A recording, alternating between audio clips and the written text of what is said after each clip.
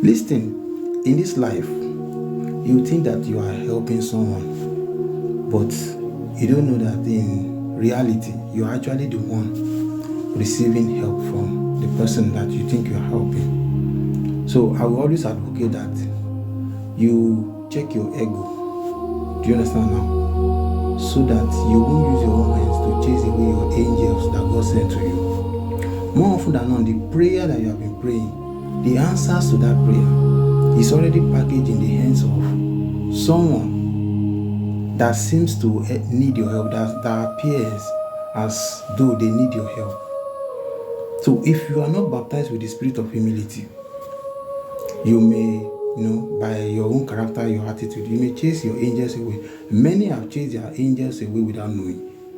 By reason of pride, arrogance, because they think that they are the one helping the person. Because they think that the person is a parasite to them. Not knowing that that is the angel that God sent to their life. I have quite a number of stories to share in that regard, but that will be for another day. But let's take a look at Elijah and the widow of Zarephath. The man of God had anointing, but he needed food for survival in the midst of famine. And there was a widow of Zarephath that had a last meal to eat. Now imagine you are the widow of Zarephath, and a man of God comes to you. In quotes, the person might not be, might not appear as a man of God. Anyway, might just be your neighbor, might be a family member. And then you look at the person, just because the person needs your help, then you put up arrogance, you put up pride, put up sort of manipulations. Because in this part of the world, people help people that they can manipulate. Once you become vulnerable and you seek assistance, then the next thing is control, manipulations. So people want you to lick the dust of their feet just because they want to help you.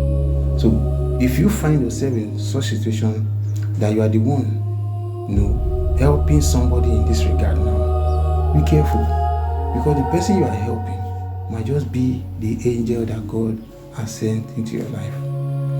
The good news was that the widow of Zarephath welcomed the man of God, and they know the rest of the story. Also, take for example Abraham and Sarah. Abraham, as we know, was a friend of God, and he could hear from God each time God speaks to him. But have you asked yourself a question? When Sarah conceived, why couldn't God tell Abraham that, oh, my friend, your wife have conceived, and by this time next year that she's going to bring forth a male child? He didn't do that. Not that he could not do it anyway, but because life is fashioned in a way that is so symbiotic. The hospitality of Abraham and Sarah endeared them to welcome angels, entertain angels, and it was the angel that told them that, hey, man, your wife is conceived, and by the time of life next year, she's going to bring out a child. You can see. So many a times, you may think that you are spiritually inclined, and this warning goes to pastors on the pulpit. Yes, pastors on the pulpit. You may be hearing from God, but certain messages will come through to you through an angel. You need to be very careful, and this is a very vital information I'm giving to you now. Mostly pastors that are spiritually inclined, it is very easy for you to allow temptation to push you away from your anointing, because some messages will not come to you directly. It will come to you through an angel, and that angel will appear as someone very unlikely, someone that is benefiting from you.